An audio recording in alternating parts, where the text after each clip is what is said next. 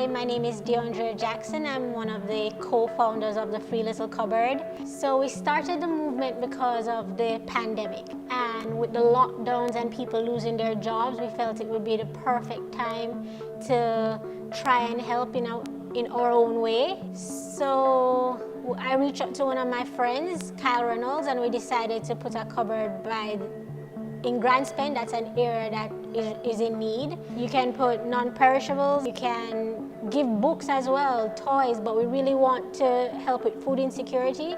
So that's our main objective. Currently we have 4 cupboards at the moment.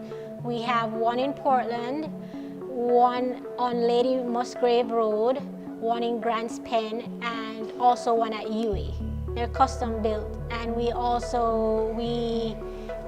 create a cupboard that will also go with the environment. So if the building is a certain color, we paint it in that way as well. So the feedback has been positive. We've gotten help from the public, from different companies, and we're very thankful. We're very thankful for the feedback, and it has helped us to also create more cupboards. Our motto is take a little, give a little. So if you have a little extra to give, like, so extra to at home and you want to, you can we're not asking to give a lot, we're asking like 2 items.